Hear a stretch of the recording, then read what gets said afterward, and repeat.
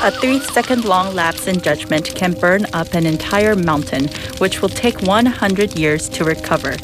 We can protect these lush forests if you follow these guidelines. First, do not bring flammable materials to the mountains. Second, do not cook or camp in the mountains. Third, do not litter cigarette butts. Your small actions are the first step towards protecting the beautiful forest. This campaign is brought to you by BEFM 부산영어방송.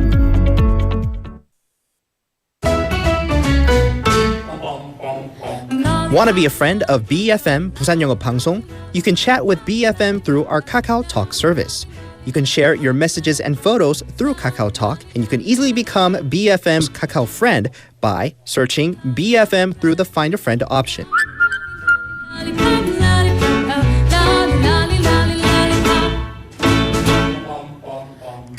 Come share and chat with us at BFM anytime, anywhere for free. Don't forget to add BFM 부산영어방송 to your Kakao friends list. Man, I haven't got a chance. I call him.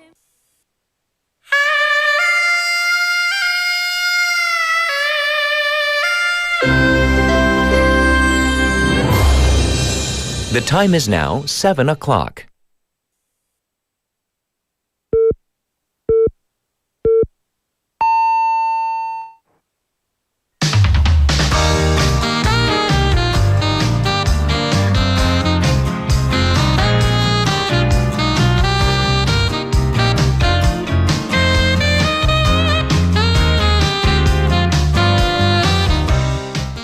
It is the second day of the new year, 2026. It's the year of the fire horse. How did you ring in the new year? Was it real low-key, or maybe you went out and celebrated?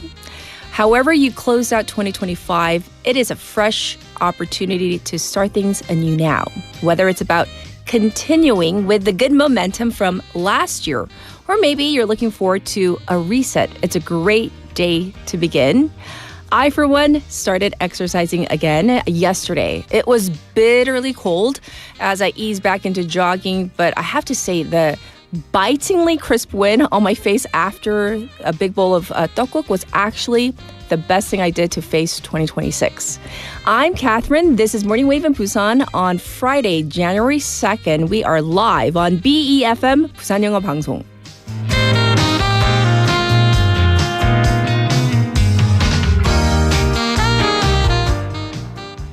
Good morning. Happy New Year to all of you listening out there, all our wavers. I hope your first day of 2026 went wonderfully. So as I shared with you, I put on my sneakers and I was like, oh, it's kind of cold already when I was putting on my shoes. And then I stepped outside and I was like, do I really want to run? Do I? So I ventured out, and then in the beginning, I have to admit, I was like, this is crazy. Should I go back in? I had second thoughts. And then after like 5 minutes, it was okay. And I felt so fantastic afterwards. I hope your first day went well too. Well, we have a new slate to fill with the whole new year, and I'm sure you have all sorts of plans. But what's happening on a larger scale? This is going to be a midterm year here in Korea and the United States. We're talking about politics. The local election slated for June 3rd comes exactly a year into the Lee Jae-myung administration.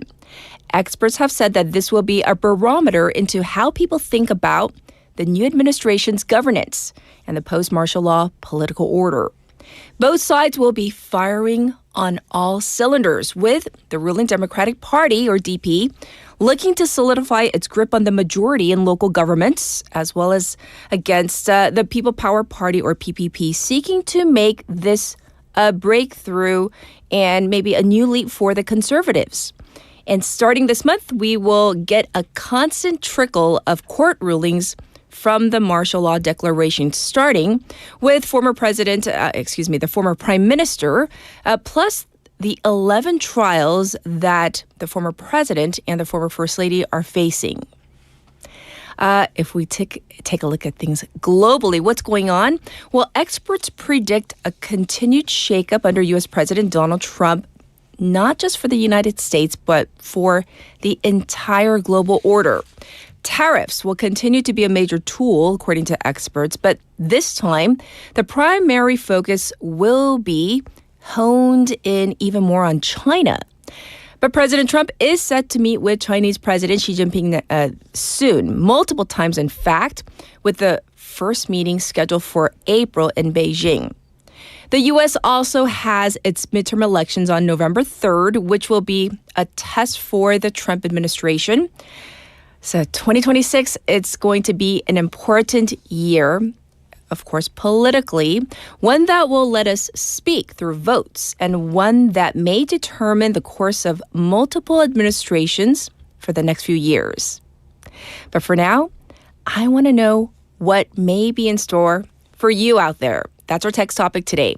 What are your plans or maybe resolutions for 2026? 자, 여러분의 신년 결심과 계획 나눠볼까요? We want to hear all about them.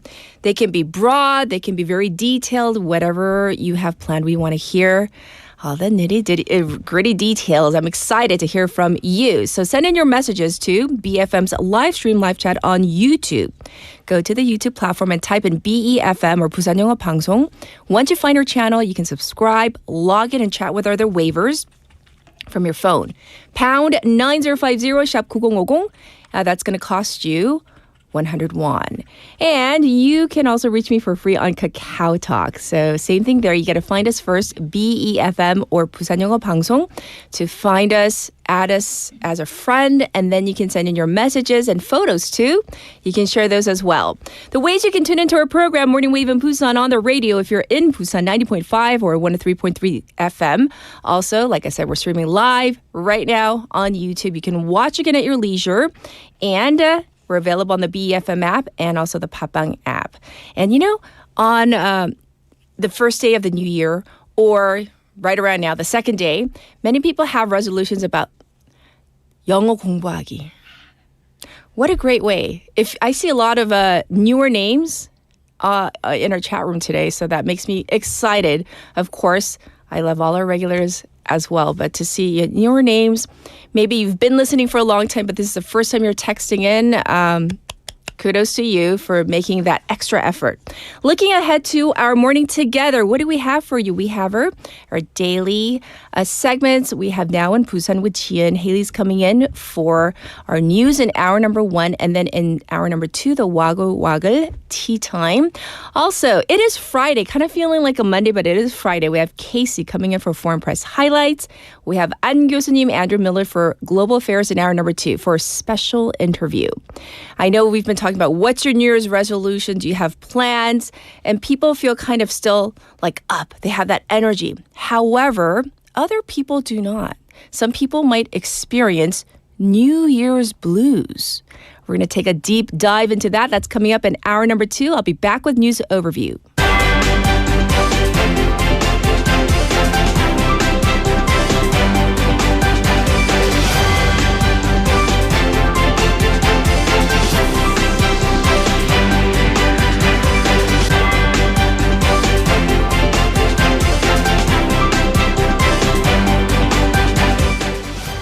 It is now time for news overview. Budget Minister nominee faces abuse of authority accusations. Budget Minister nominee Lee Hae-hun has been accused of abuse of authority and verbal abuse against an intern, with her office issuing an apology over the incident.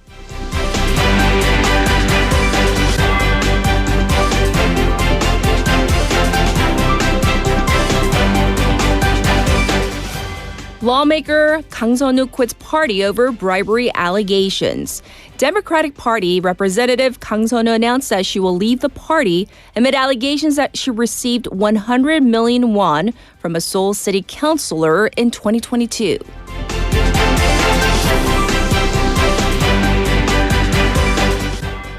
FSS chief targets coupon and seeks tighter retail oversight. The Financial Supervisory Service, or FSS Governor Lee Chan-jin, said that the FSS will move to strengthen oversight of major retail platforms in coordination with other government agencies following a recent data breach involving e-commerce giant Coupang.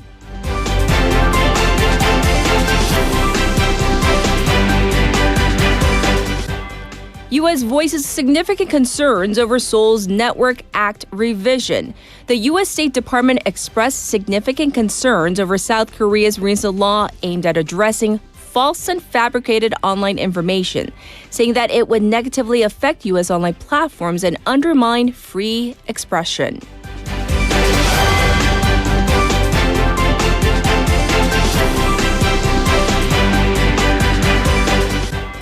Around 40 killed in Swiss resort fire. Around 40 people have been killed and 115 injured from a bar fire at an alpine ski resort during a New Year's Eve party in Switzerland. This was News Overview.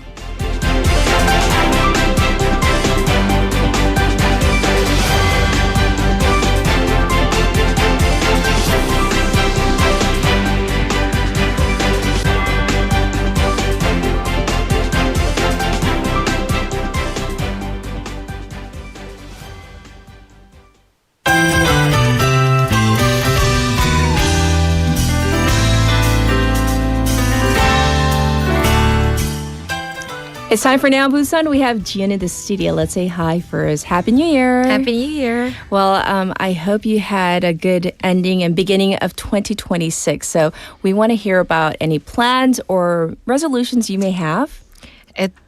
It's been already a month here in Busan, so my plan is to survive here in the new city. Survive in the Busan. And I wish I could make a better choice whenever I'm at the crossroads. Like, my simple plan this year is to use the stairs instead of elevators when I come up to here, EFM, and to my place. Wish I could, but this morning I already failed because it was too cold. And I was too tired already. So use the elevator. It's okay. We forgive you. Here at BFM, we're on the 4th floor. Is it okay to ask what floor you live on in your home? 6th floor. Oh, so you're going to use the stairs, but you failed today. It's okay. Tomorrow's another day. Tomorrow's another day. I'm giving it another chance for me. All right, let's cheer on Jian. Use the stairs. We're going to jump into our first story. 2026 is the year of the red horse or fire horse. It has begun. And what kinds of things do we have here in Busan events? The traditional bell ringing ceremony at Yeongdusan Park was held, and around 7,000 people gathered to watch ringing the bell 33 times, wishing for hope and prosperity in the new year. Right. At Gwangalli Beach, New Year festivities began at 10 p.m. the night before, with photo zones and experience booths leading up to a music concert. As the countdown to 2026 reached zero, a special drone light show lit up the night sky with 2,500 drones. Right.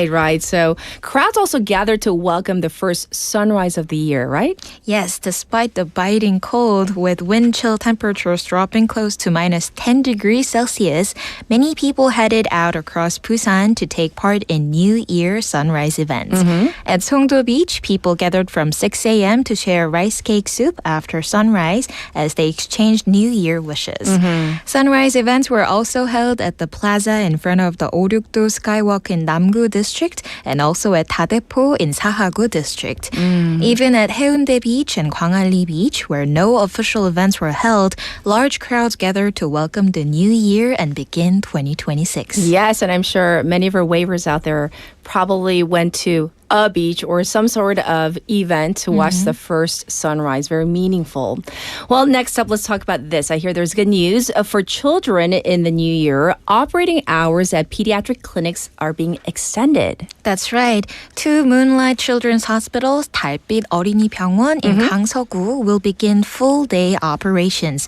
Myeongji Children's Hospital has been upgraded to full-day service, while Happy Children's Hospital, 행복한 어린이병원, has been newly designated this year. Moonlight Children's Hospitals serve as an alternative to emergency rooms, so on weekdays they operate until 11 p.m. and on weekends and public holidays from 9 a.m. to 6 p.m. The goal is to allow children to receive prompt treatment in their local area when they're ill, while also easing congestion at emergency rooms in major hospitals. Yes, and I'm sure it's, kids, but also the parents, they're relieved. Are there any Moonlight Children's hospitals available in eastern Busan as well? Yes, in the eastern Busan area, Jeongwan Uri Children's Hospital in Kijang County has also expanded its hours and now provide care until midnight on weekends and also public holidays. Currently, a total of 9 Moonlight Children's Hospitals are operating across Busan. Yes, great news. So thank you for sharing this. There's even good news for newborns in Haeundaegu district as well. Starting this year, Heundaegu will provide childbirth support payments for all newborns, expanding eligibility to include firstborns for the first time. For babies born in 2026 and registered in Heundaegu, families will receive 500,000 won for a first child and 1 million won in cash for each child from the second onward. Yes. Is there a particular reason Haeundaegu is taking such a proactive approach to addressing the low birth rate? This move comes amid growing concerns over changes in the local population structure. As of November last year, based on resident registration data, Haeundaegu remains the most populous district in Busan, but followed closely by Busan Jingu. An official from Haeundaegu office said the system was improved to reduce the financial burden of childbirth and ensure that all families receive support without discrimination, Right. adding that the district will continue to develop policies. I see. So thanks for letting us know about this one. Next up, Busan will be, hosting its first international marathon this year, right? Yes, Busan City has secured 460 million won in national funding after being selected for the Ministry of Culture, Sports and Tourism's support program for international sporting events. Right. The city plans to host its first ever international marathon featuring a course that runs across Gwangan Bridge. Are there any other international sporting events planned? Yes, Busan will also host the International Sabre Junior and Cadet Fencing World Cup. The event will bring together top young fencing prospects from around the world and is expected to strengthen Busan's status as a global hub for sabre fencing while also helping to expand the sport's grassroots base. That's right. And of course, there are various disciplines within fencing, but just in case in Korean, it's sabudu. So that's what in English we call it saber. That's Right. correct. So moving on, let's talk about the fact that it's the year of the red horse, and there are place names and legends related to horses right here in Busan. Yes, Busan has a particularly strong historical connection to horses as a formal military hub and home to state-run ranches. Okay. Traces of that history remain today in local place names and legends. One of the most notable examples is Yeongdo. It was an ideal place for raising horses thanks to its island geography. The island was once called Jeolyeongdo, named after the legendary horse Jeolyeongma, said to run so fast its shadow could not be seen. I love it. Even today, Jeolyeongma motifs appear throughout Yeongdo, and a themed tour bus introduces visitors to this heritage. Right. So ma meaning horse for our non-Korean listeners as well. Are there other areas with similar stories? Yes, in Gwaejeongdong, Sahagu, the remains of Mokjang-seong Fortress mark the site of a Joseon-era state horse ranch. Unlike defensive fortresses, it was built to keep horses from escaping, and nearby place names such as Maharo still reflect this history. Hamajang intersection in Busan Jingu also refers to a resting stop where riders dismounted, while Cheonmasan Mountain is tied to a legend of a heavenly horse with local lore claiming a footprint left on Cheonma rocks as it leapt toward Tema Island. I've never thought of all the names, but thanks for pointing this out. The ma meaning the 말마, the horse. So now we know, we're better aware. Thanks for that. And of course, the first local news on this first Friday. So thank you. We'll check in with you on Monday. Thank you. Everybody, this was Jian. I'll be back with your traffic and weather.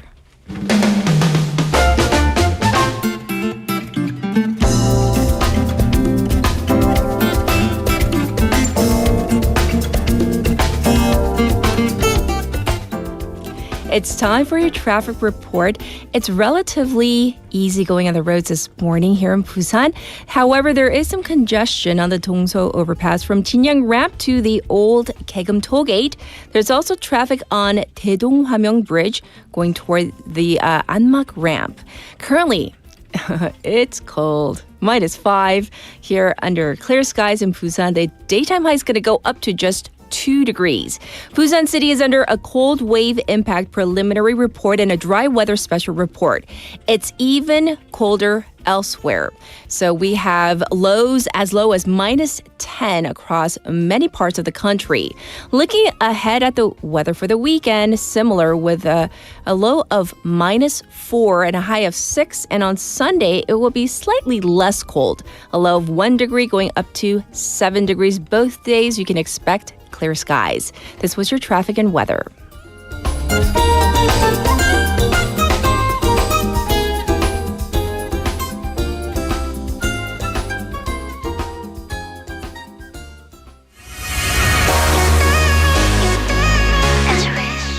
Hoping that you get whatever you wish for. This is 이루리 by 우주소녀 as requested by Betty.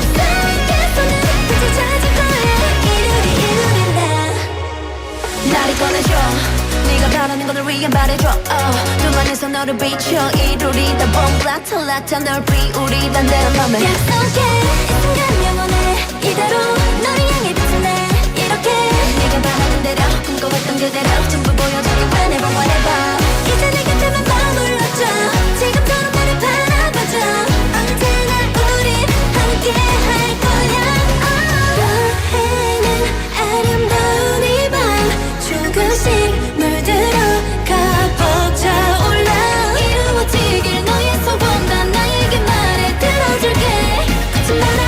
흔들리지 않아 손잡아 이루리 이루리 라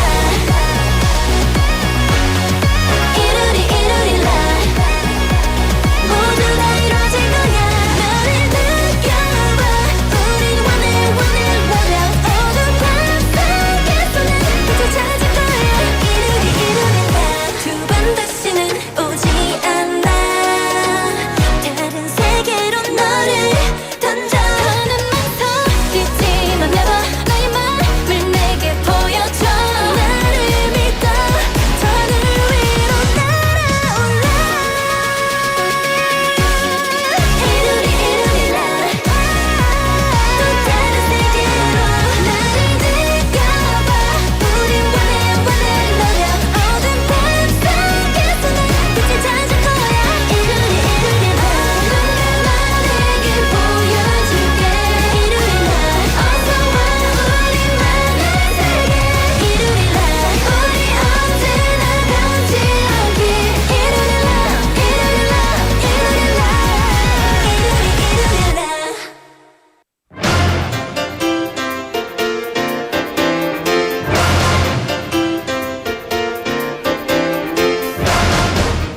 Time for top stories. We have Haley here. Good morning. Good morning. I know we said it yesterday, but Happy New Year. Happy New Year. Yay. So what are your plans? All right, so this is the year of the horse, Yes. the red horse. I am a horse. Oh. So it's my year. 더 날뛸 거예요. I'm going to ramp 어머나. it up. 어머나. People get so nervous. I don't know why, but like all my friends, I say there was like 더 제가 열심히 날 뛰어보겠습니다, and they're like, chill. They're like, whoa. Ramp it down. Like they're like, whoa, yeah, whoa, nay. Yes. I'm Well, excited. wishing you, of course, the best. 잘 날릴 거라고 You seem so 믿습니다. tired. Why do you seem so tired? 벌써 피곤해요. No, I'm just kidding. No. I'm excited and I'm just happy it's also Friday. Let's get into our top story. We're going to kick off the year by going over some changes. Because new year, new country, new policies, new all of us. So first, let's start with the minimum wage. It was the first year last year at over 10,000. Now we're solidly in that range. Yes. The minimum wage will be or is 10,321 per hour. Right. So convert that to full time, the monthly income will come to 2,156,880 won. This also affects unemployment benefits, which will now be set at 68,101 maximum per day. Oh, well, speaking of work, public institutions are going to launch a trial for the whole 4.5 or 4.5 work days, right? Right. So exciting news for government offices and public institutions. The 4.5 or 4.5 workday will be launched on a trial basis. So not universally, but on a trial. So that means to get that 0.5 day off, you can take an hour off every single day or take a half day on Friday. So go home early. Right. That sounds so nice. Speaking of off days off, let's look at some holidays. Okay. Total in 2026. Ooh, so odd. 118 days off, including public holidays and weekends. So we're getting substitute holidays, 대체휴일 for March 1st, Independence Day, and also Buddha's birthday in May. They both fall on Sundays, so we're going to get the following Monday off. Nice. For a nice 3-day weekend. This year, we're actually seeing 8 long weekends. That would be at least 3 days off. Lunar New Year coming up next month will be a 5-day holiday with the weekend added. Another possible holiday, fingers crossed everybody, Constitutional Day, 대헌절, is getting redesignated as a public holiday. Yes. But because July 17th is a Friday, this could be another long weekend. Oh, we'll let you know as soon as we know. Well, let's talk about some finance-related matters. Because a lot of people's New Year's resolutions save money, Right. Be more frugal. So for young people, there is a new savings opportunity. This is called 청년 bile 적금. And I know it gets confusing with all the 청년 something 적금s. But if here under the new plans, if a young person saves up to 50만 원, 500,000 won each month for 3 years, that's key, 3 years. 3 years. The government will match that amount for between 6 and 12% of their monthly contribution. The maximum savings in this case will come out to 2,200만 원, 22 million won. Sure. So it is, yes, similar to the ongoing program, 청년 도약 계좌, the LEAP fund, but that one is a 5-year program. So there's been a little bit of criticism as to, well, when a person is trying to get a job, 5-year savings plan is not really realistic. Yes. So this is a 3-year program. The government is hoping to, for a shorter payout. However, what if you're super frugal and you want to do both? You can't. You can transfer, you can 갈아타, but take a look at your finances, what you can afford to do, 3-year or 5-year, and make your decision accordingly. All right. Thanks for letting us know about that one. But what about for people who are thinking of having a family planning and support? That will be another key aspect here. Right. So there will be more benefits for both the employer and the employee, working flexible working hours for family care. The government will also raise the subsidized pay cap for those on childcare leave. So if your kid or kids are in 6th grade or younger, you can sign up for shorter working hours by 1 hour. So you could come in at 10 a.m. or leave an hour early. Okay. And here's the benefit for the company. For the labor ministry, they will actually pay the company, and it must be an SME or slightly larger, 중소 or 중견 기업, 300,000 won per month for every employee that's on this flexible leave. Oh, okay. So the company actually benefits, incentives there. Excuse me. Speaking of government subsidies, the K-Pass for transportation, public transport, will increase.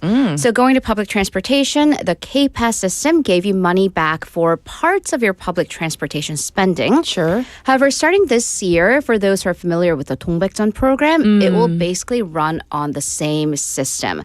So once you spend past a certain amount of money every month on public transportation, you get whatever's beyond that back. So this will cover the bus, subways, the GTX system. So crunch the numbers for those of us in Busan and see whether the K-Pass or the 동백전 Pass will be more beneficial for you. Yes. Well, that's a great way to, of course, all those little savings they add up though, right? I use the 동백 Pass. I mean, it really incentivizes me to take public transportation. Right. And I get like 20 to 30,000 won back each month. And I'm like, yes. You're like, yes, I like.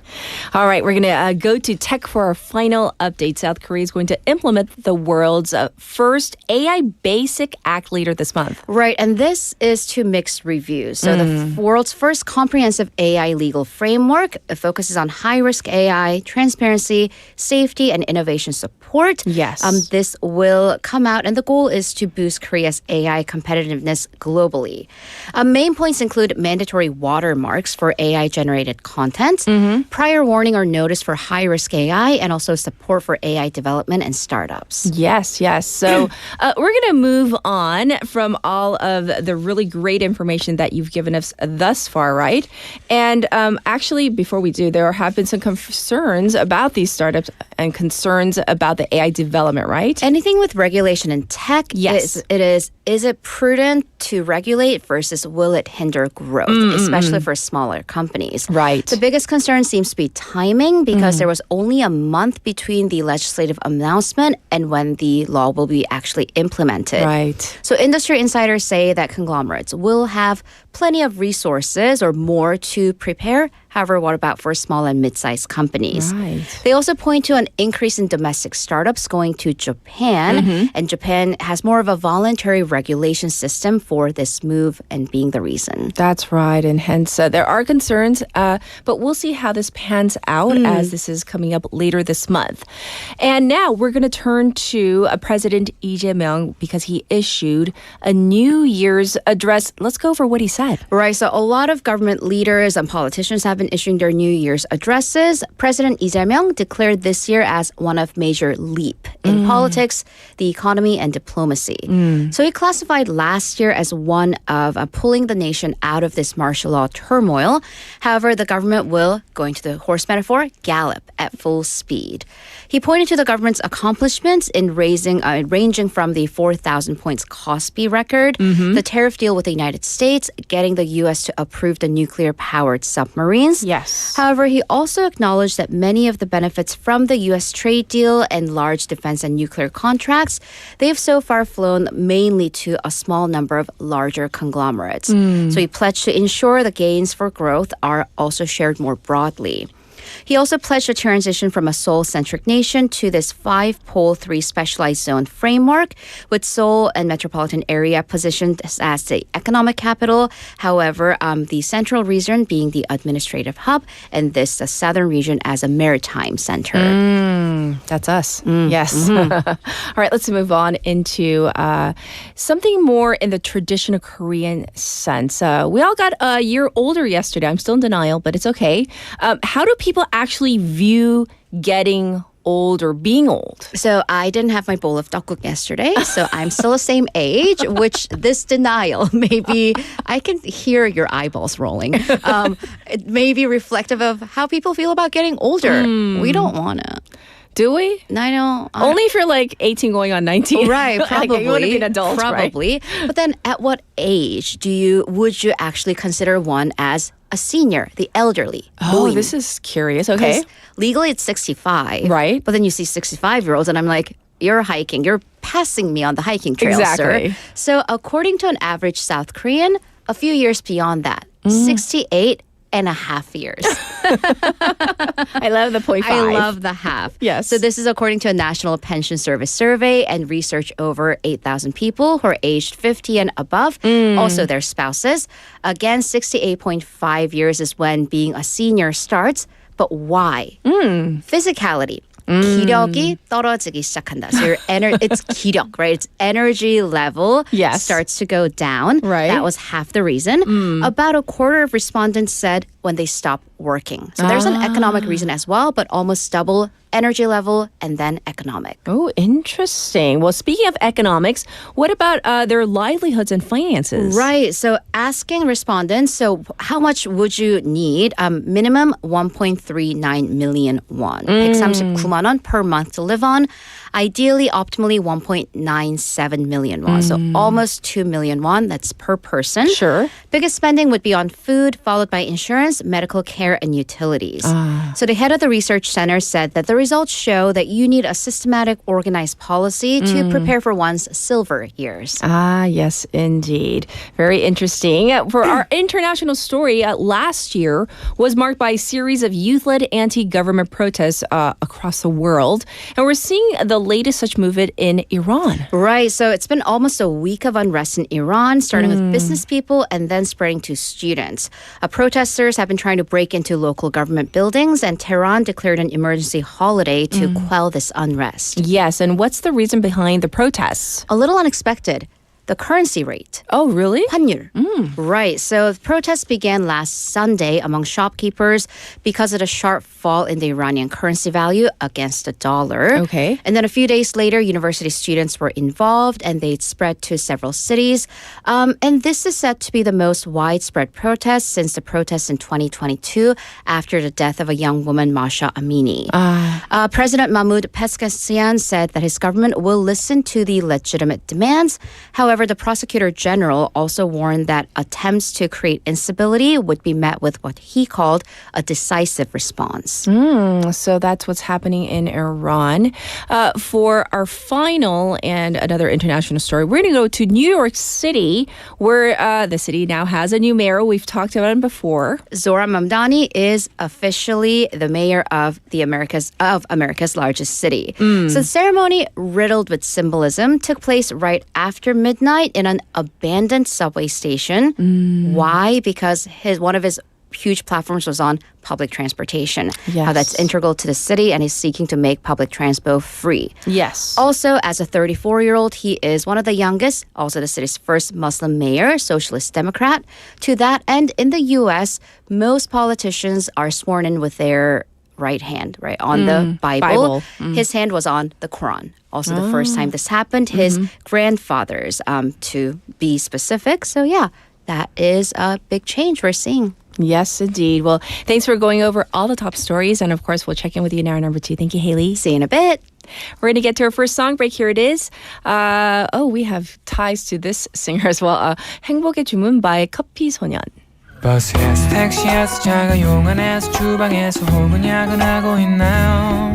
어깨는 축 처지고 다리는 쑤셔오고 머리는 천근만근 마음도 누르는데 내 속삭임으로 행복의 주문 걸어 그대 맘을 밝혀줄게요. 따라하면 돼요. 카운터 줄게요. 어렵지 않아요. 단순하긴 해도 힘이 될 거예요. 행복의 주문 하나 둘 셋 넷 행복해져라 행복해져라 행복해져라 행복해져라 행복해져라 행복해져라 행복해져라 행복해져라 우울한 사람도 지친 사람들도 행복해져라 행복해져라 행복해져라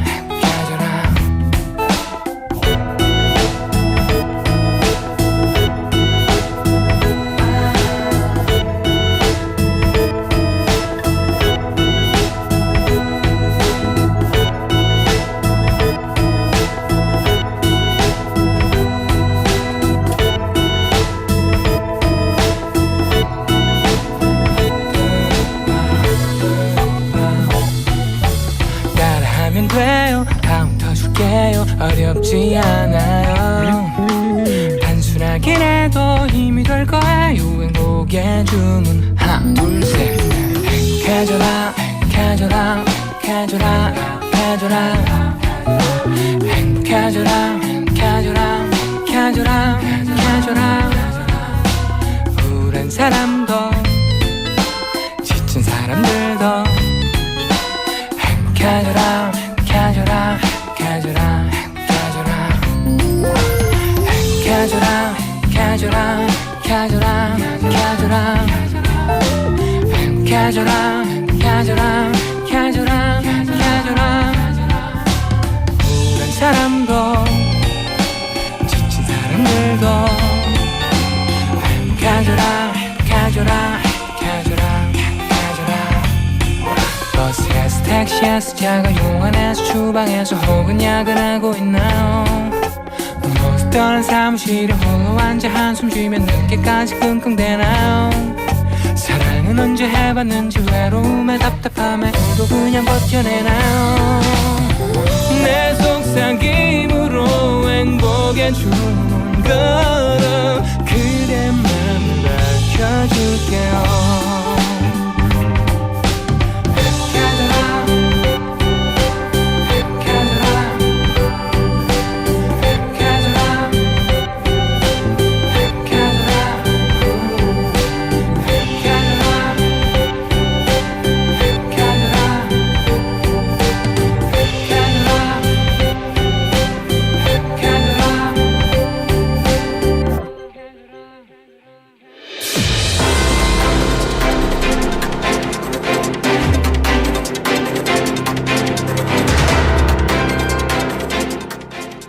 It is now time for Foreign Press Highlights. Guess who I found in the studio? It's Casey. I was just Yay! here. I just happened to be here. Good morning. Yay, good morning. Happy New Year. I know. How are you? It was a late New Year's celebration. Late? It was late. Really I late? went late, yeah. Are you okay? Yeah. By Did now? you have your bowl of tteokguk? No. It was hard to eat yesterday. Oh, that bad. Oh, okay. I actually ended up making a 콩나물국 by myself. I wonder why. I don't know. 해장? It's hangover it's soup? really healthy. Yes, it is. Yeah. So anyhow, we're glad you made it, that you're okay. Me too. You look Thank a little you. paler than usual. Yeah. 조금, just a little. I thought 2026 would be different. But it's the same. It's Groundhog Day. Oh, dear. Any New Year's resolutions or just maybe goals or plans? I mean, I don't want to force you into making up a resolution. So do you have any goals or plans or resolutions? I want to sleep more. I don't know if I've said this every year because it's never worked. but I want to actually get an appropriate amount of sleep this year. That's actually one of my goals too. Right? I want to get up to 6 hours. Oh, 6 sounds wonderful. Yeah, I was thinking, what did I get last night? Maybe 5? For me, it's 4.5, 5. I want to get up to 6. It's incrementally. Do it. It's Okay. good for you. Let's promise each other. We'll try. Separately, I don't know, in respective houses, but yes. Yes, right, yeah. All right. 6 hours plus. Yes. We're going to jump into our first story for Foreign Press Highlights. So what do you have for us? Okay, so this is one you actually mentioned a bit earlier in the show. That's right. What is it about? Oh boy, it's this comes from a Turkish outlet, but this has been reported a bit. The headline is U.S. voices concerns over South Korea's online content law revision, which is a mouthful. And the actual revision itself of the law is also a mouthful. So what happened on Tuesday was the South Korean National Assembly passed a revised Information and Communications Network Act. And basically, this is not going to take effect until July, but it's already getting some attention in the U.S. Yes. And they point out in this article, as well as in a couple others, that this was modeled after the European Union's Digital Services Act, or DSA as it's often referred to. And the big change there was that it imposes obligations on major platform operators to remove false and illegal information that, they don't create the content, but they're responsible for removing it. So this new law aims to prevent the spread of illegal and fabricated information online that could incite violence or discrimination, which a lot of that is the intent behind a lot of the false information. Yes. So we need further details. Sure. Why is the U.S. concerned about this? Okay, here's where the speculation kind of comes in. So every article I read quoted the U.S. Undersecretary of State for Public Diplomacy, Sarah Rogers. She warned that this law could go much further than intended and threaten technology cooperation. Oh. So she actually wrote on a very popular technology format, the one with the X. She says deepfakes are understandably concerning. Yes. But it's better to give victims civil remedies than give regulators an invasive license for viewpoint-based censorship. So in other words, after the fact, after it's already been done, give people ways to deal with it instead of, preemptively, is her point. And we recently discussed here on this show how big an issue that deepfakes are in South Korea in particular, especially for women. So there is a push for something to be done here. Is this viewpoint only being expressed by this particular member of the U.S. government, or are other people on board as well? Apparently, other people are on board, according to the articles I read, but they're not named. So, and this was reported actually yesterday by South Korean media that an unnamed State Department spokesperson said this revision could impose unnecessary barriers on digital services and also negatively affect the business environment for American technology companies. So, according to this spokesperson's statement, the United States has significant concerns with the Republic of Korea government's approval of an amendment to the Networked Act that negatively impacts the business of U.S.-based online platforms and undermines free expression. So basically, the idea is the revised law designates these large-scale information and communication service providers based on the user numbers that they have and their revenue. So that could specifically go after certain large companies. And it does impose punitive damages of up to 5 times the amount of harm caused by the intentional or grossly negligent dissemination, thank you, of false information. But, you know, I think that's part of the pushback is how do you determine what the damages are? How do you determine what's false? That's what I was going to ask. I mean, not to you, but as a theoretical just question. Right. How is one to determine? I'm sure they might use some sort of, obviously, AI technology to do that. Yeah. But still, how is it going to be determined? It's a big question. That's a big part of the question, actually. Yes. Well, is the U.S. concerned more about protecting freedom of speech or protecting U.S. tech companies? Yeah, that doesn't seem to be very clear either because they both are sure to mention in every statement that I've read, they're both mentioned at the same time in all the public criticisms of this new revision. But the United States also does appear to take issue with the new law mandating the publication of what they call transparency reports. So basically, they're asking companies to show what they're doing to prevent these kinds of things from being spread. I see. And in the U.S. political circles, they kind of view that as targeting major U.S. tech companies that operate the very popular forms of social media here in South Korea. So we don't know exactly if it's more about free speech or, protecting companies, but yeah.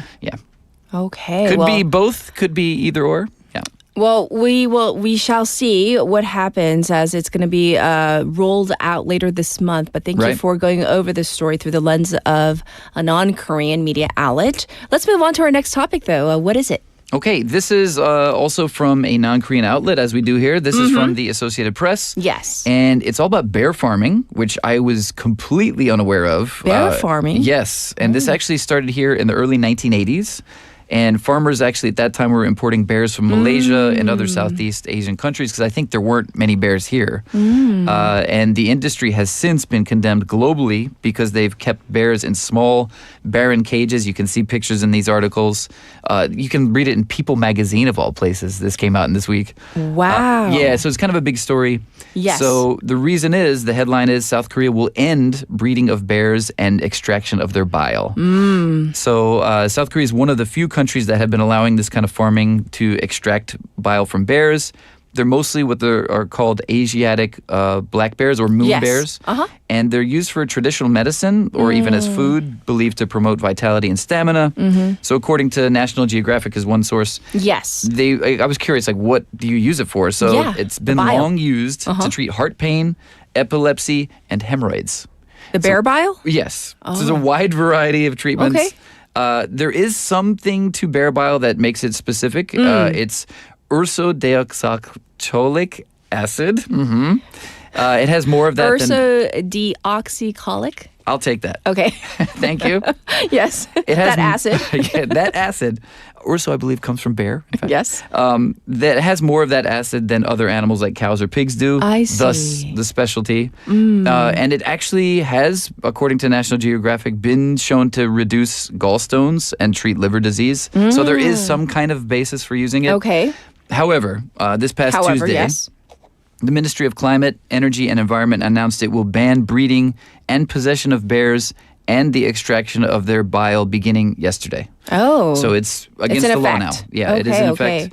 And this is a part of a revised animal rights protection law that will impose up to 2 to 5 years of prison sentences if you're caught violating the law. Oh, well, what's behind the change? Because I'm sure some people, they fully agree, but what was the reasoning behind it? Well, they say that the practice of this extraction has basically nosedived in the past 20 years because there have been questions about the actual medicinal effects of it. Sure. There are cheaper medical alternatives now. And also there's like more public awareness of the cruelty that the bears face. Yes. So actually in 2022, there was an agreement among officials, among farmers, and animal rights campaigners to prohibit bear bile farming beginning this year. So this has kind of been in the works. And animal rights groups are actually responsible for buying the bears for farmers. And the government their part is to establish facilities that can actually hold them. Oh, so have they all been, I hate the word, but have they all been purchased? Yeah, it's weird to think about it that way, but that's the way to guarantee their freedom is to buy them. Right. And not yet. So in 2014, for example, there were like 1,000 bears being raised here on farms. Oh. That number has dropped considerably. Yes. They talked to Kim Kwang-soo in this article, who is the Secretary General of a Bear Farmers Association. He said like from that period of time, a lot of farmers started sterilizing their bears in return for government compensation. I see. Even at that time, I guess it was kind of being phased out. And he said some of the bears died naturally. Others were slaughtered for their bile as they were intended to be. And then others were just like killed by being attacked by other bears because they were kept in the same cages. So the conditions were not good. Okay. So actually last year, however, there were 21 bears that were purchased and relocated to a government-run sanctuary in southern Jeolla province. Yes. And they say there are about 200 bears still being raised in 11 different farms currently in South Okay, so the Korea. numbers have dropped significantly once again. But hopefully they can all be relocated, right? That's the idea. Right. Why haven't they been bought from the farmers? Yeah, so why is still 200? Yeah. Because the prices are under negotiation. So according to everybody, all sides agree that the prices are in dispute. The farmers, probably not surprisingly, want more money. Yes. And again, Kim Kwang-soo, he says he still has 78 bears where he is in Dangjin. And he said, other farmers sold their bears extremely cheap because of economic difficulties. But he's like, I'm not selling any mine until the price is right. Okay. He says this is a very bad policy, but I will still observe the law, meaning he will keep them alive. Question though. Yeah. What if the bears aren't sold? Right, like how long can he hold out, Yeah. right? So according to the Environment Ministry, bear farmers have a 6-month grace period from literally yesterday. But they will be punished by law if they extract bile from the animals in the meantime. They also said they will financially support farmers for keeping their bears until they are sold and moved. But prices aren't the only problem. There aren't enough places to keep them. So even if they were all purchased, there's nowhere to put them all yet. So this is another issue.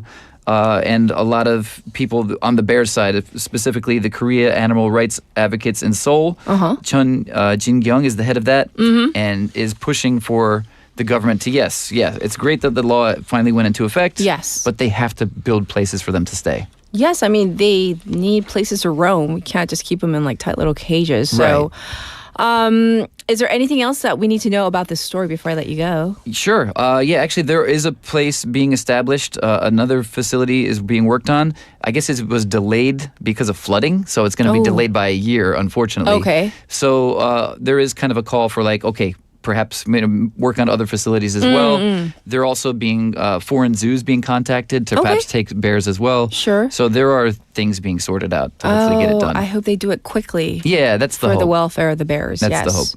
Well, thank you so much for bringing us such interesting stories. And for those of you who are wondering what bile is in the Korean, it's a tamchip, I believe. Oh. Thank you to Jenny for pointing that out. So yeah, it's something we don't often talk about. Exactly, so, exactly. So hence we're talking about these two stories, very interesting from the perspective of other non-Korean outlets. And wishing you a happy 2026. Let's get some more sleep. Yes, starting now. Good night. Bye, Casey. All right, see ya. We're going to end it with this one. This will put a little pep in everybody's Friday morning. Step by Step by New Kids on the Block, and I'll be back at 8. Step by step, ooh baby, gonna get to you, girl. Step by step.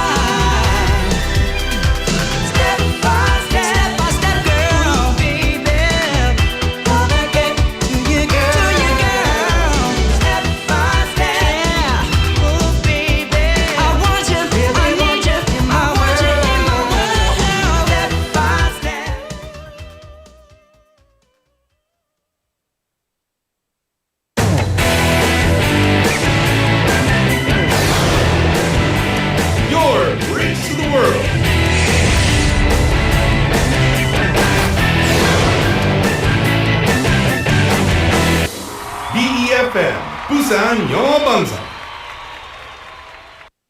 기업체 사장님들 아직도 직영으로 식당 운영하고 계십니까? 위탁급식과 도시락 전문기업 더 좋은 푸드에 맡겨보십시오. 운영비 절감 효과 확실합니다. 식대는 협의 후 맞춰드립니다. 지역 부산 경남 051-784-0877 051-784-0877. 혹시 지금 운전 중이신가요? 어린이 교통사고 피해자 수는 지난 3년 평균 약 9만 명. 특히 어린이 보호구역 안전 기준이 강화된 이후에도 어린이 보호구역 내 사고는 지속적으로 발생하고 있습니다. 스쿨존에서는 반드시 시속 30km 이하 서행, 스쿨존 내 불법 주정차 금지, 차량 출발 전 앞뒤 좌우 살피는 습관으로 어린이가 안전한 도시를 만듭니다. 참, 운전 중 휴대전화 사용은 모두에게 위험합니다. 우리 모두를 위한 교통안전, 나부터 실천하면 모두가 안전해집니다. 어린이가 안전하게 뛰어놀 수 있는 부산. 아이 키우기 좋은 도시는 우리 모두의 미래이자 희망입니다. 이 캠페인은 어린이가 안전한 부산을 만드는 은행, B&K 부산은행과 함께합니다.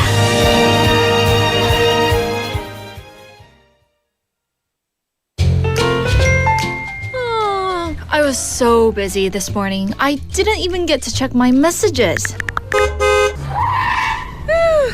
I almost got hit. Here comes the safety hero. Stop right there, Smombi.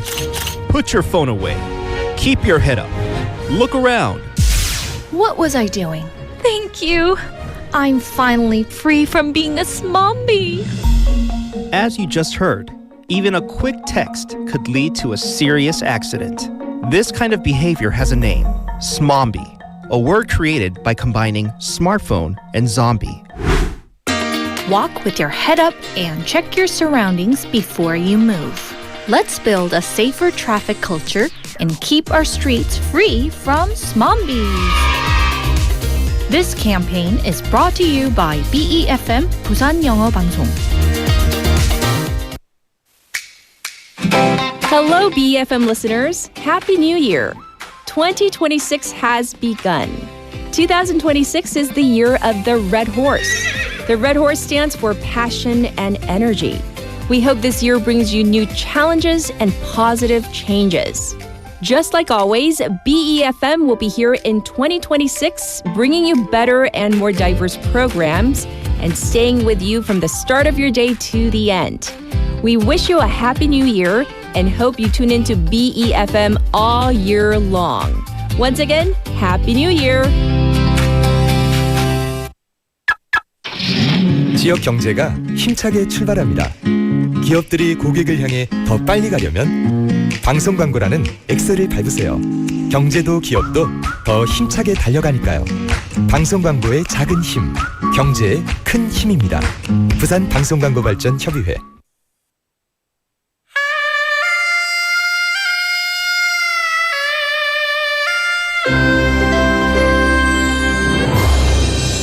The time is now 8 o'clock.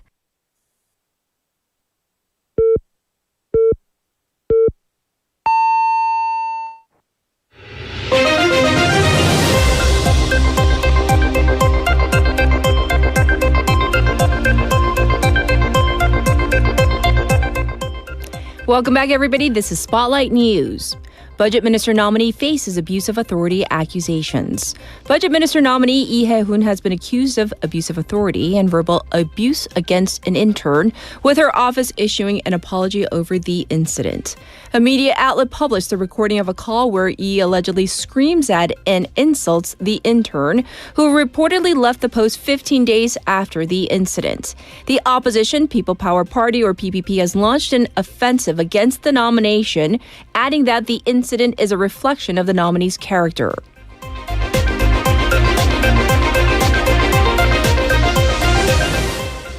Lawmaker Kang Sun-woo quits party over bribery allegations. Democratic Party Representative Kang Sun-woo announced that she will leave the party amid allegations that she received 100 million won from a Seoul City councilor in 2022. Police launched an investigation into Kang the previous day after opposition lawmakers filed a complaint against her on bribery charges following the release of an audio recording of Kang discussing the matter with DP lawmaker Kim Byung-gi. The DP convened an emergency Supreme Leaders meeting and decided to strike Kang's party membership. Party chair Chung Chung-nae warned of stern disciplinary action against Kim Byung-gi as well.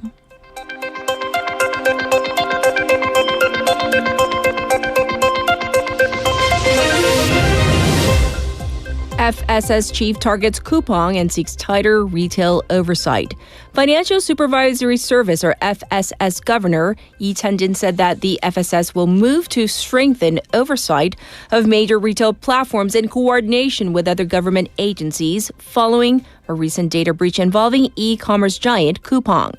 In a New Year's address, Lee said that the regulator plans to pursue institutional reforms to apply supervisory frameworks for large retail platforms similar to those used for financial institutions. The remarks were widely seen as aimed at Coupang, which is not classified as a financial services provider and has therefore remained outside the scope of direct supervision by financial authorities.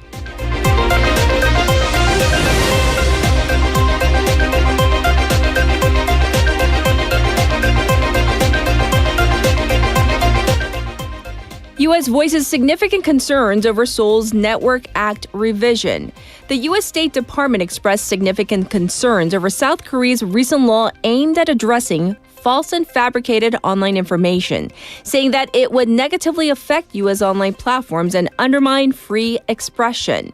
The remarks came apparently out of concern that the revision could have an impact on major U.S. online platform companies such as Google and Meta. In a joint fact sheet between Seoul and Washington last November, the two countries committed to ensuring that U.S. companies are not discriminated against and do not face unnecessary barriers in terms of laws and policies concerning digital services, including online platform regulations.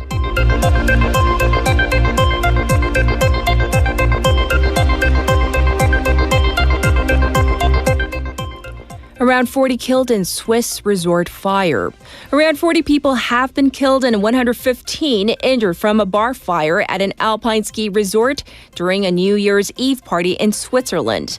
The country has declared 5 days of mourning, with President Guy Parmelon describing the fire as one of the most traumatic events in Switzerland's history. Witnesses said the fire broke out at 1:30 a.m. in the town's bar after sparklers or flares were put into champagne bottles, and the fire spread to the ceiling in the basement bar. And this was Spotlight News.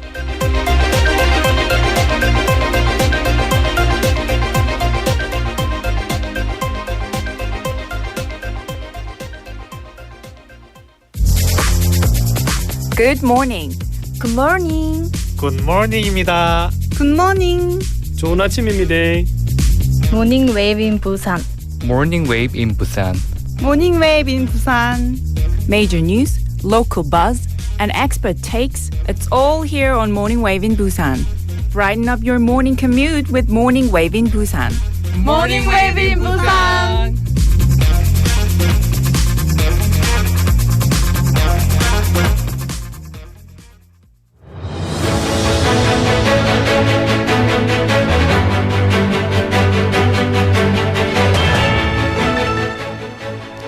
It's time for a special interview. Year-end gatherings and New Year celebrations can fill our minds and emotions. For many people, this time of year really does bring a mix of feelings, a sense of fulfillment. Sometimes looking back to last year, lingering regrets, bittersweet memories from the past year, or excitement about what lies ahead. We often hope to begin the new year with renewed energy, optimism, and of course, fresh goals. Yet for some, the season can feel overwhelming rather than encouraging. Today, we're going to take a closer look at what is often called the New Year blues with a world-renowned expert in cognitive therapy. Joining us today is Dr. Judith Beck, clinical professor of psychology and psychiatry at the University of Pennsylvania and president of the Beck Institute for Cognitive Behavior Therapy. By the way, her father was the founder of cognitive therapy that she worked many occasions with. So let's say hi. Happy New Year, Dr. Beck. Thank you so much, and thank you for this interview. Yes. So before we go further, when people say something along the lines of New Year or New Year's blues, what does that term actually mean? What are people experiencing, at least some people, at the start of a new year? Well, I think when they talk about the blues, they're mostly talking about their emotions. But the blues really affect their thinking. And it's negative thinking that then leads them to have some negative emotions and some changes in their behavior. Now, they describe these feelings, the emotional feelings, as feeling down, sometimes discouraged or lonely, or they're feeling anxious or empty. They feel a lack of motivation and energy. Yes. They tend to engage in a lot of avoidance and frequently just feel less connected to people. I see. Thanks for clarifying. And the phrase New Year's blues or near blues sounds temporary, but for some people, can these feelings, emotions linger longer than expected? They absolutely can, particularly if they are the beginning of a clinical depression. Now, sometimes people are depressed, have a clinical depression even before the holidays and before the new year. Sometimes what starts out as kind of the blues that almost everybody has to some degree when they have to go back to work and go back to the usual grind. If it persists and becomes more intense, that can also be the beginning, as I said, of a clinical depression. I see. From a cognitive behavioral therapy perspective, what kinds of thought patterns tend to make the New Year blues worse? One of them is self-criticism. When people have the blues, they tend not to be very active socially. Sometimes they can be quite irritable. They are often unfocused. They just can't concentrate very well. They have difficulty doing everyday tasks sometimes. They have difficulties at work. And they have very self-critical thoughts. I shouldn't be like this. What's wrong with me? I don't know how to fix it. I know I'm not my old self. How will I ever feel well again? And these kinds of negative thoughts then just make them feel worse. I see. And of course, we should never self-diagnose ourselves because we're not, licensed therapists or psychologists or psychiatrists. But what are some of the signs or warning signs that we can be on the watch for, whether it's for ourselves or for our loved ones?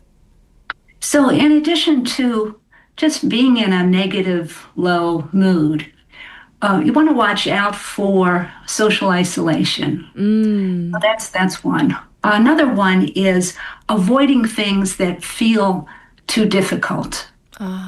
Yes. Third thing is really focusing very much on the negative feelings that you have and not on other people or the task at hand. I see. And when someone feels stuck, kind of very down and discouraged at the beginning of the year in January, are there CBT-based techniques that I guess people can try to kind of lift their mood or maybe to regain that momentum? Yes, I think one of the most important things is to every morning or perhaps the night before, come up with a good plan for your day, for that particular day. And you want to make sure to have some activities that at least used to bring you a sense of pleasure, even if they don't right now, or a sense of achievement. You want to have some activity that has you have a positive interaction with another people. You want to do something that at least before would have given you a sense of purpose or meaning, and a sense of competence. So it's very important to plan the day and then to respond to any negative thoughts that get in the way. And how might we do so, respond to those negative thoughts, even if, let's say, we have pre-planned our day and we've jotted it down? When those negative thoughts creep back up, is there something we can do? Yes. I think one way to approach this is to ask yourself, if my sister-in-law, Ruth, were feeling the way that I'm feeling, and she didn't want to exercise, what would I tell her?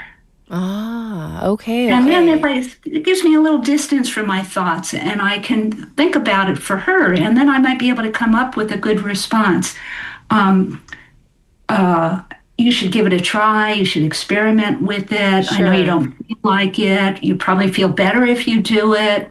Would you give it a try? Call me afterwards. Let me know how it went.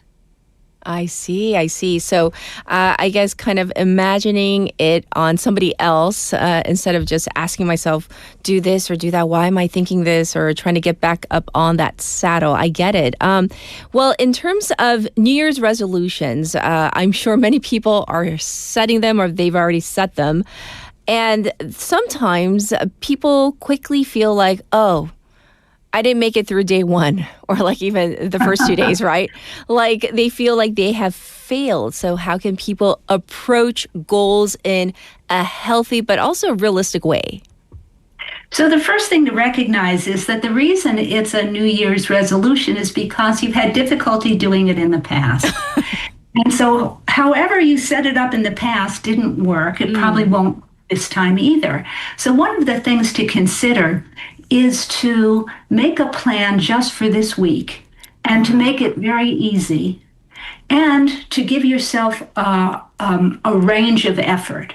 So you might say, well, I'm going to take a walk outside every day this week, someplace between 5 minutes and 30 minutes. And then I'm going to see what I can do to make it even easier.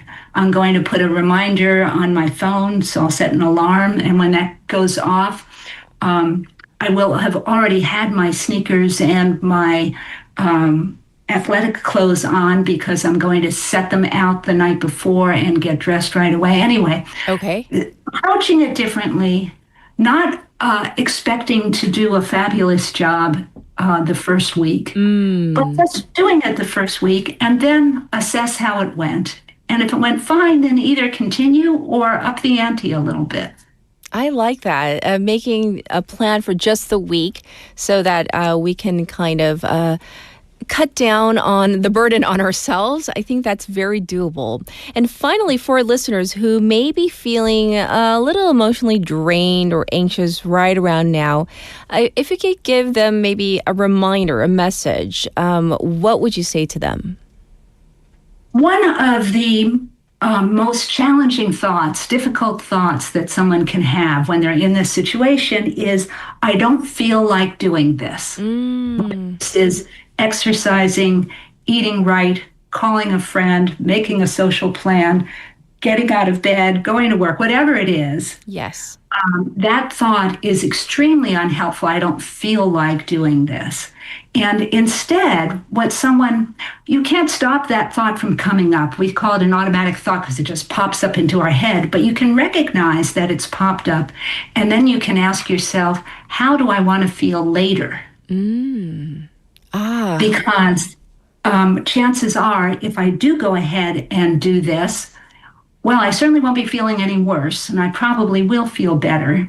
But if I don't do it and I just avoid it and I recognize that I'm avoiding it and I don't get it done, I am going to feel worse. Yes.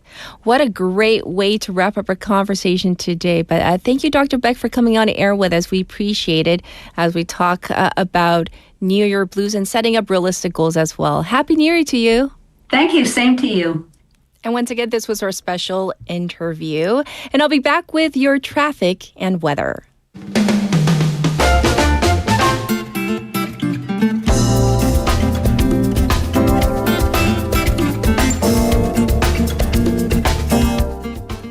It is now 8:15. Here's your traffic update.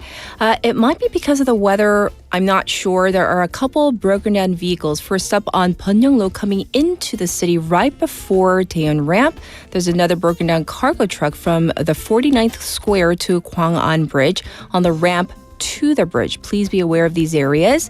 There's also congestion from Chungjang overpass to Pier number 4 right now, and backed up on Chungnyeoldaero from Dongnae intersection to Naesung intersection. It is -5 right now under clear skies here in Busan. The real field temperature is actually -14 with a daytime high. It's only going to go up to just 2 today. Busan City is under a cold wave impact preliminary report and a dry weather special report. Looking ahead at the weekend, similar tomorrow, we have a reading of -4 or an expected high of 6. And on Sunday, it will be slightly less cold, a low of 1 and a high of 7. Both days under clear skies. This was your traffic and weather.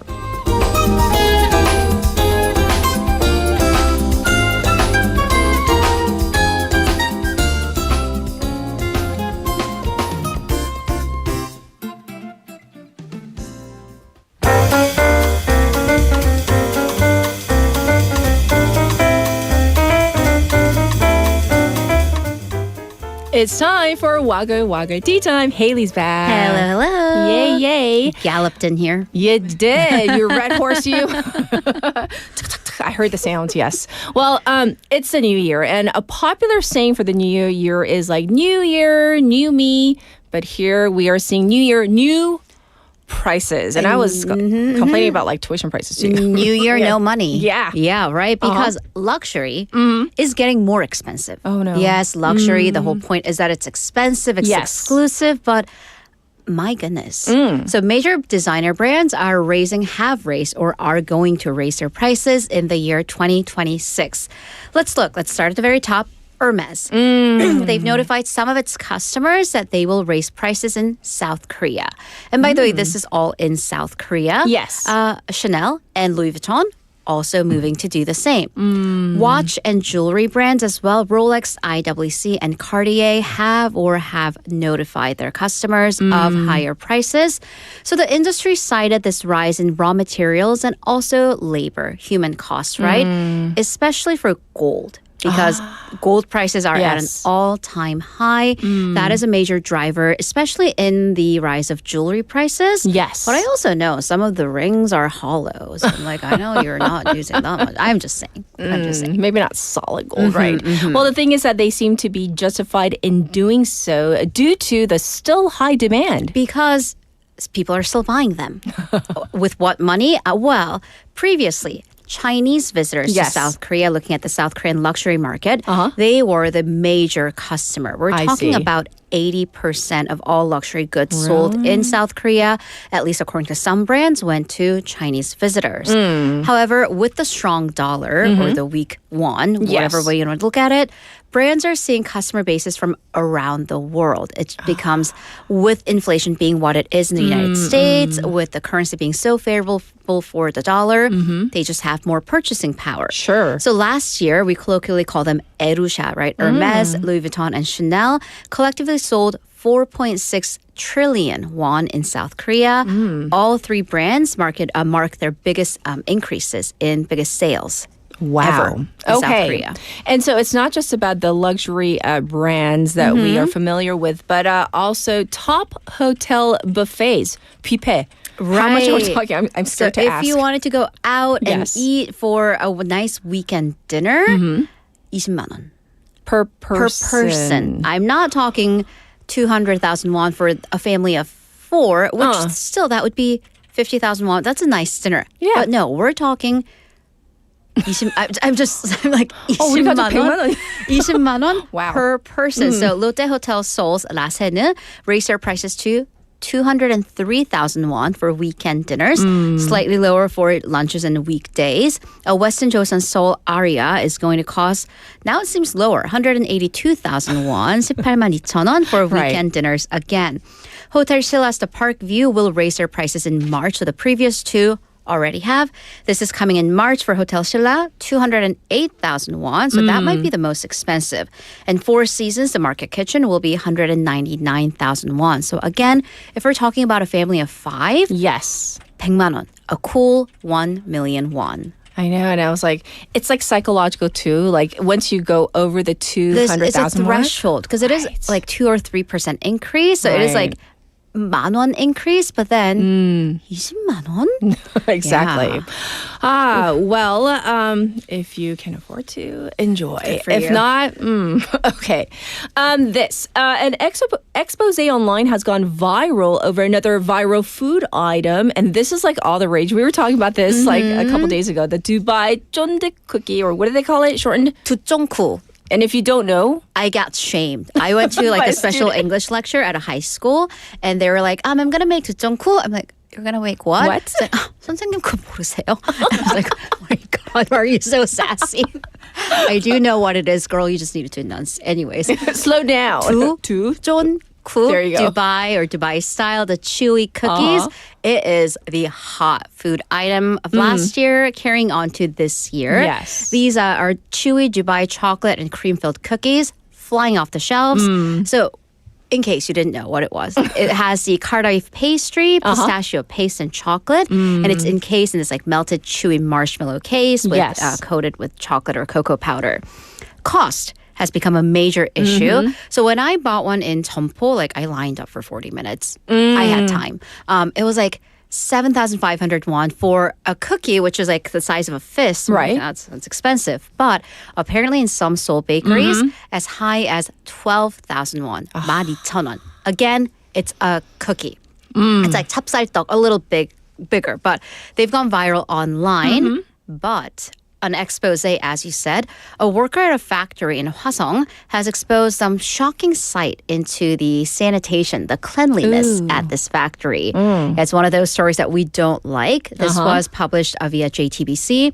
This worker was there for the day at a factory that makes and sells these chewy cookies to different bakeries. First, some labor issues. No labor contract was signed for this worker, and they apparently didn't check the worker's health certificate, 보건증. Really? So I guess, yeah. Oh. Yeah. Okay. Well, what about the actual sanitation conditions at the factory? All right. So this person claims, and there are some video and photo proof, the rags and towels not being washed or switched out for the entire duration this person was there for 4 hours. And they would also see random shoes just rolling around on the kitchen floor. Some workers apparently didn't have the clean, like the suits, the jumpsuits for working, or masks. Which, yeah. And then you see in the video, okay, granted, the whole point is they're chewy. They're adhesive. So you see like the green gunk of like the mix of cream and whatever on the scale. Containers with ingredients were just left wide open and on the floor. But it's a left wide open part. It's like, well, things can get in. So the worker claims that he or she, this person was just too shocked to work the full shift and left without finishing, thus the 4-hour part. Wow. Yeah. Okay, that may be just one factory, but still not good. Not a good look. We're going to move on to our next story for now. Some people are taking drastic measures to evade conscription. We're talking about the mandatory military service, right? Right. So previously we have covered court cases of people who have gained weight excessively to get out of conscription or mandatory military service. Because there is an extreme end. If you're too underweight, you are not qualified to go. You get drafted to alternative service. If you are over a certain weight, overweight, then also the same case. Right. This case where you have a court story or a ruling about a man in his 20s found guilty for purposefully losing weight to evade the military. So he was too skinny.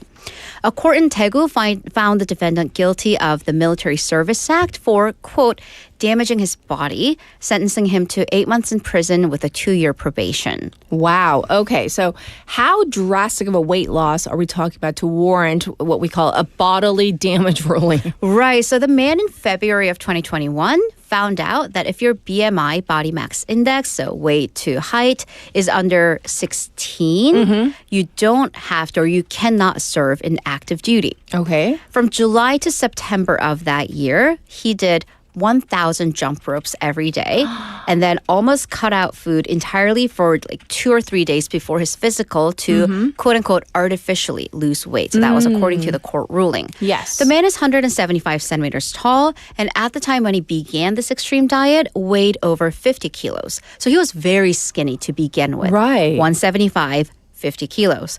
But at the time of his first physical, he came to 46.9 kilos.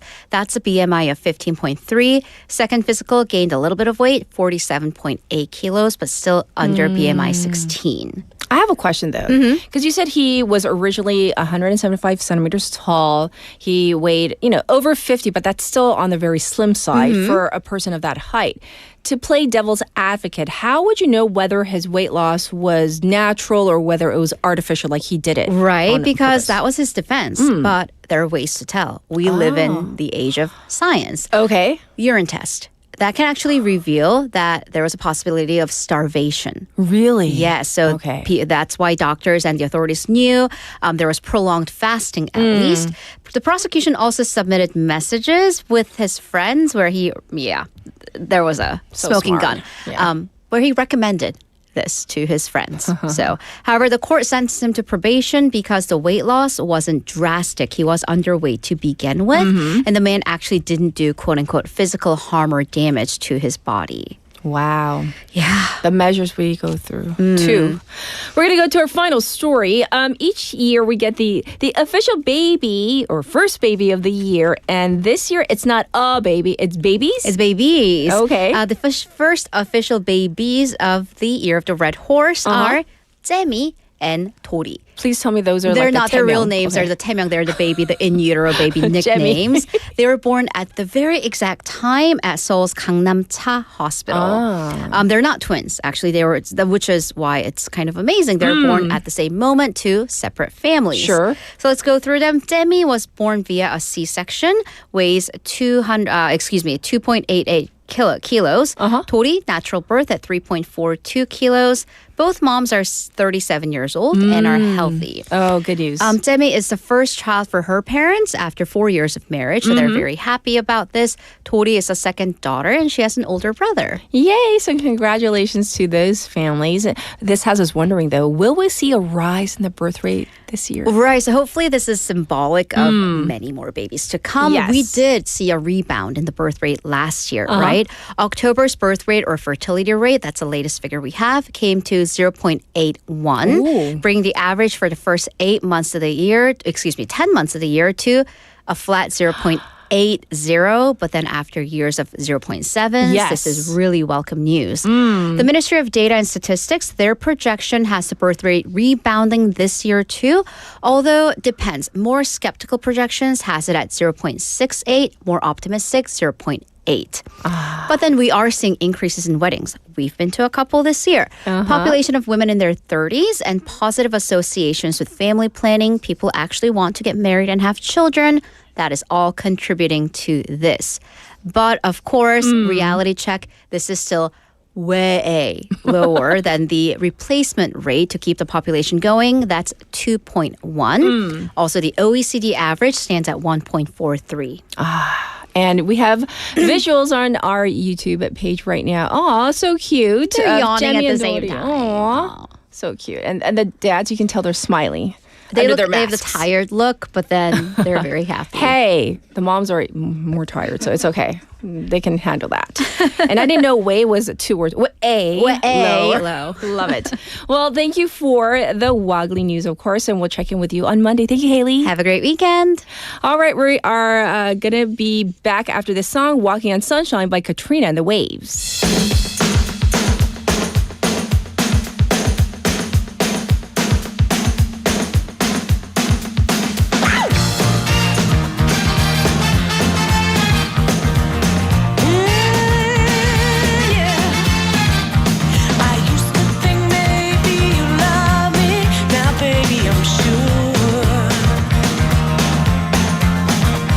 And I just can't wait till the day when you knock on my door.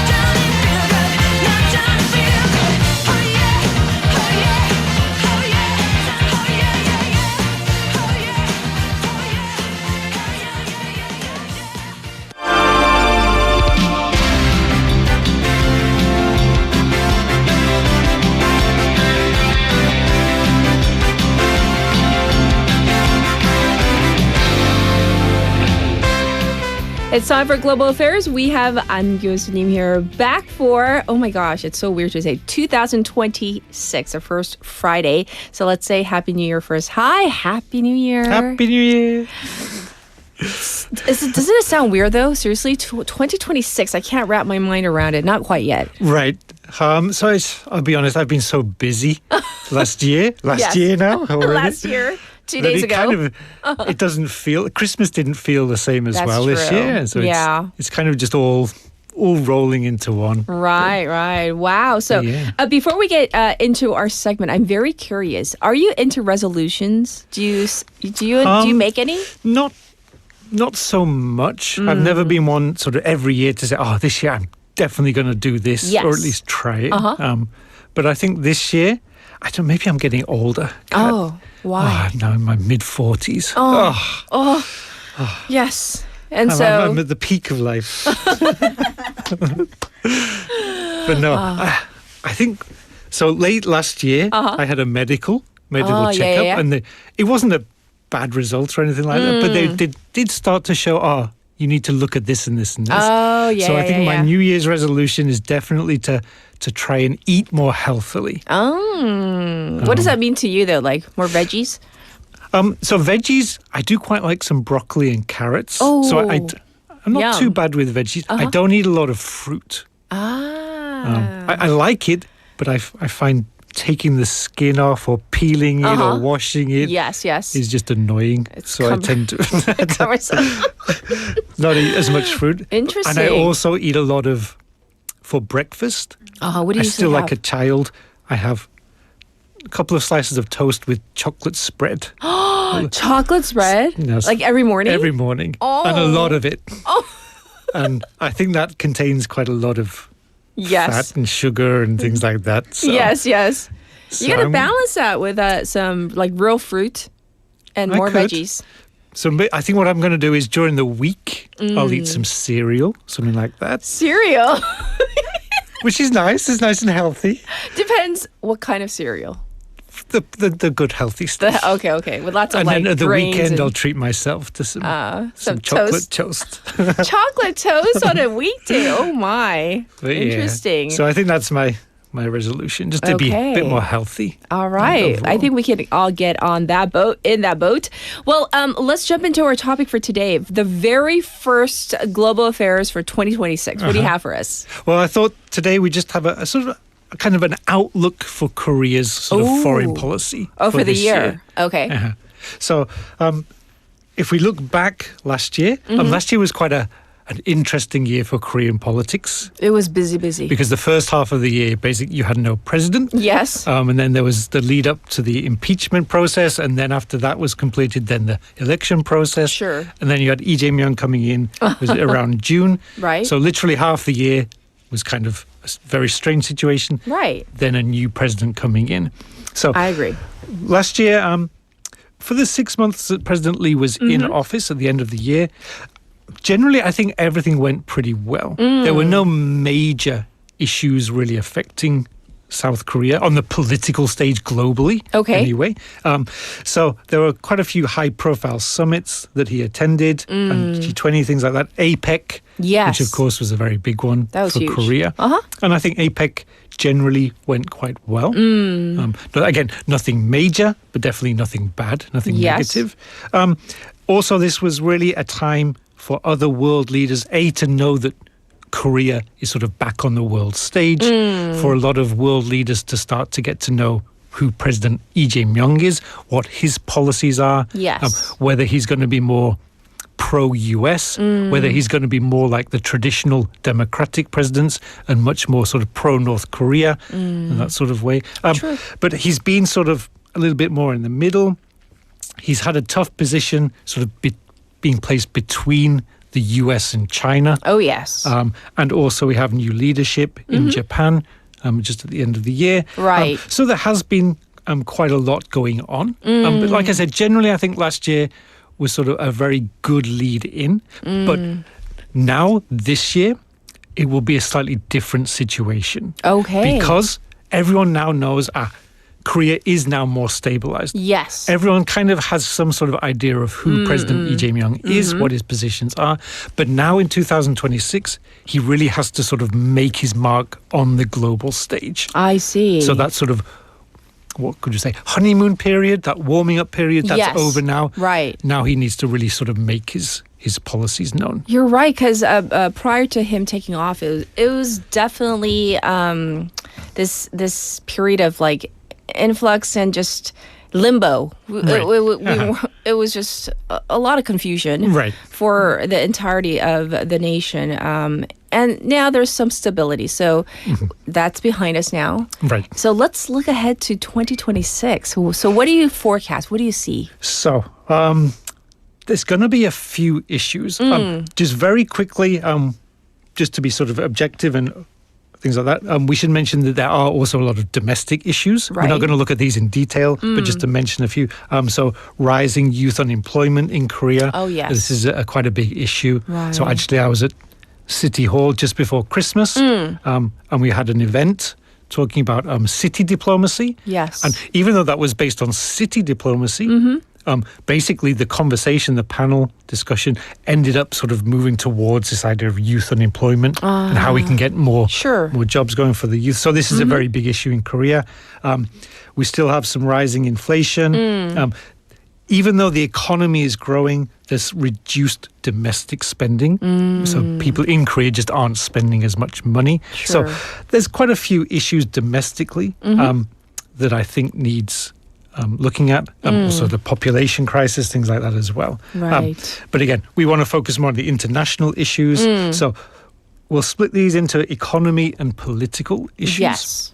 So if we look at the economy, I think one that a lot of people are already starting to feel from the end of last year was the very high increase in the exchange rate. Oh, definitely. I mean, edging towards 1,500. We were in the 1,400 range for such a while against obviously the U.S. dollar, right? So for the U.S. dollar and also for the British pound. Yes. So it's just under 2,001 for £1. I was first in Korea in 2004, and it was about 2,100 back then. I see. And so this was like 20 years ago, 21 years ago. Oh, 22 years ago. I am getting old. Doing the math, yes. So for me, this is crazy because it hasn't been this high since 2004. It's always been, and again, for the past sort of 5 or 6 years, it's been pretty stable around 1,500, 1,550. So this big jump. That is a big jump, yes. Interesting. And also for the euro, I think we're close to 1,700 now, something like that, which for us personally, maybe will affect us, but not hugely. But for business, this is where it gets very important for the Korean economy. Because you have a lot of foreign companies wanting to invest in Korea, but that means they're having to import lots of parts, export their goods. So through the European Chamber of Commerce, which I also work for, I've been meeting a few of our member companies the end of the year, and they've been saying, oh, look, at the start of the year, we were budgeting around 1,400, maybe up to 1,500 for the exchange rate. So they have these sort of fluctuations in their budgets, but they were like, we did not expect it to become almost 1,700. And this is really starting to affect their businesses. Yes. So this is where this will be a major part of the economy on individual basis, but on the much bigger macro level as well. Indeed. So I'm not an economist, but we'll definitely have to see how the Lee Jae-myung government really starts to try to resolve this exchange rate, or whether they just decide this is now the new normal and just keep it at this level.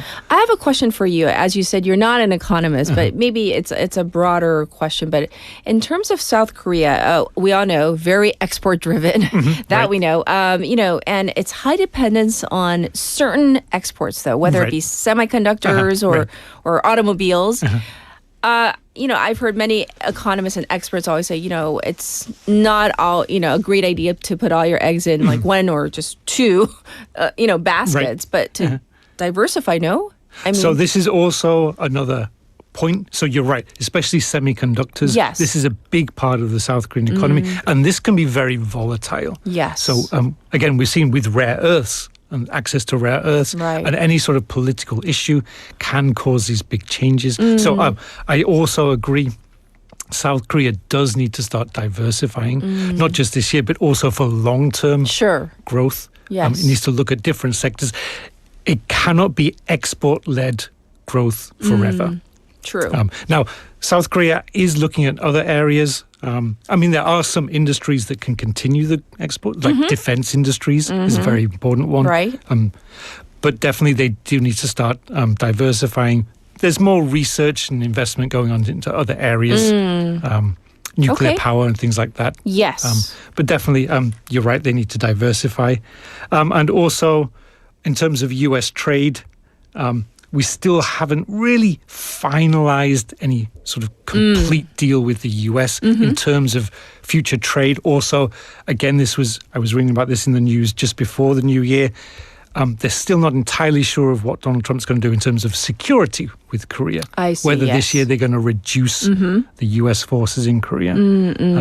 Which again, a lot of this is based on the economic relationship with the US. So you mentioned earlier, economy and also political issues. So what do you see on that horizon? So I think the biggest one is really North Korea's relation with South Korea. So again, this is something that, again, typically the democratic government, they're very much more pro-North Korea. Right. They want what we call is engagement. So have dialogue, try to build some sort of good relationship, build some trust. And then this is functionalist approach. Over time, build that trust, and then we can have more sort of investment, more political relations and so on. Right. So the big question with this, though, is North Korea's position has really changed over the past 2 years, 2 or 3 years.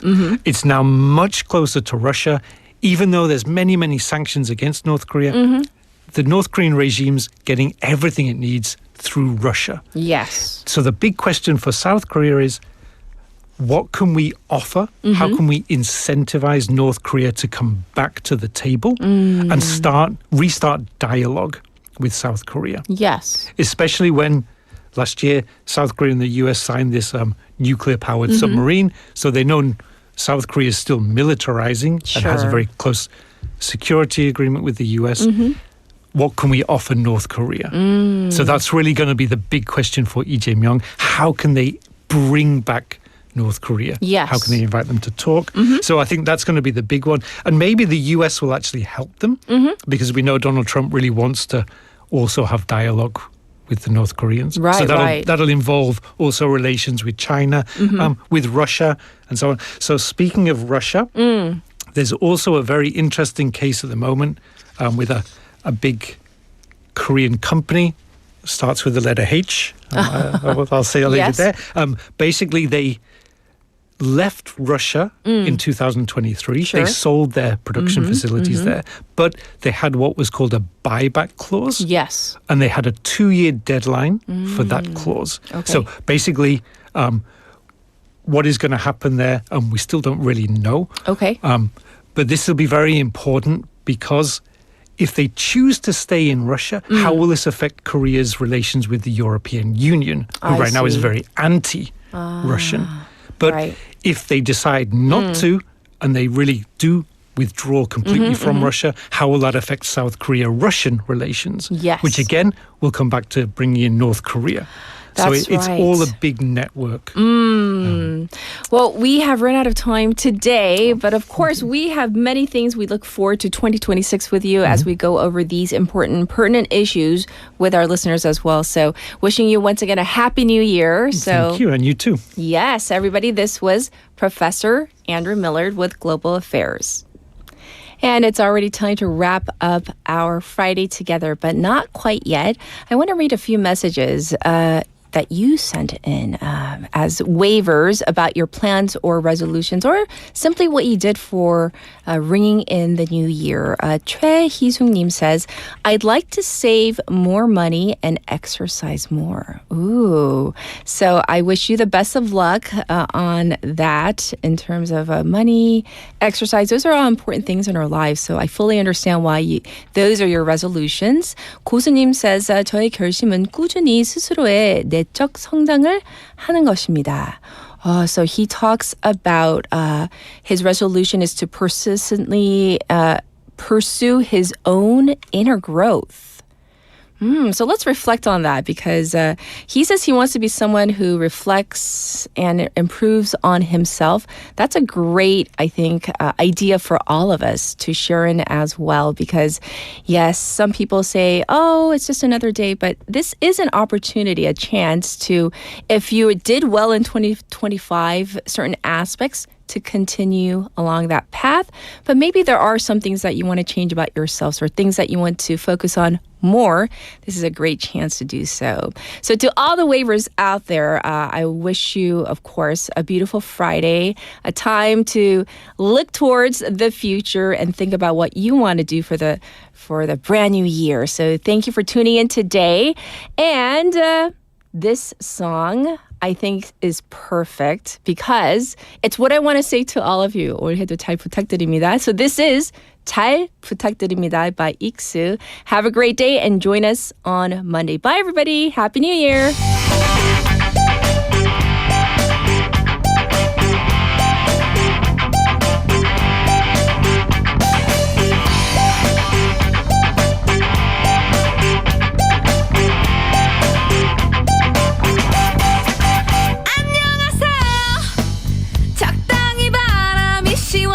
기분이 너무 좋아요.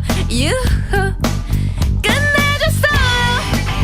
긴장한 탓에 엉뚱한 얘기만 늘어놓았죠. 바보같이 한잔했어요. 속상한 마음 조금 달래려고 나 이뻐요 기분이 좋아요. 아싸 알딸딸한 게 완전 좋아요.